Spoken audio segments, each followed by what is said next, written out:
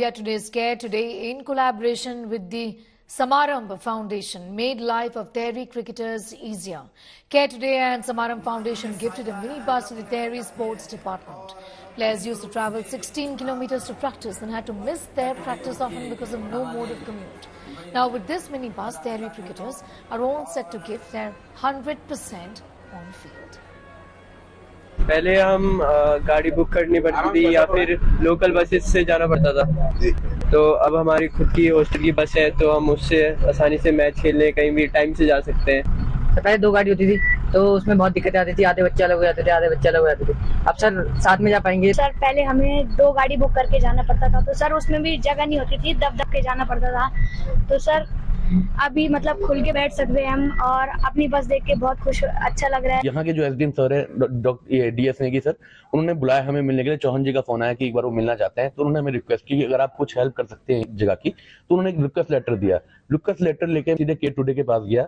वहाँ जसोदा जी, रमा जी, संतोष जी ने इस प्रोजेक्ट को देखा, उनको वाकई में लगा इन बच्चों की हेल्प करनी चाहिए। इन बच्चों की रिक्वायरमेंट देखने के बाद इन बच्चों के आगे कैरियर के लिए और उत्तराखंड खेल मंत्रालय के उन्होंने वाकई में बहुत बड़ा कदम उठाया है।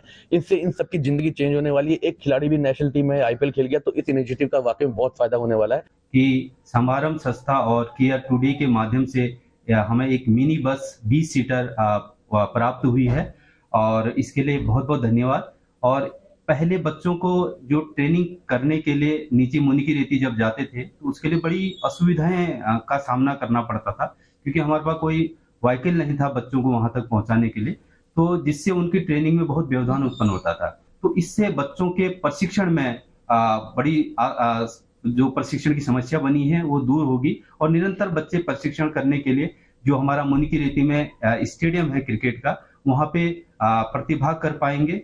एनजीओ के द्वारा दी गई है। केयर टुडे जो एनजीओ एंड आज तक के द्वारा हमारे पास बस पहुंचाई गई है, तो सर हम बहुत खुश हैं इस बात पे, क्योंकि पहले हमको बहुत दिक्कतें होती थी। हम लोग मैच खेलने नहीं जा पाते थे क्योंकि हमारे पास साधन नहीं था, तो हम रोज़ मैच खेलने जा पाएंगे और हमें कोई समस्या नहीं होगी।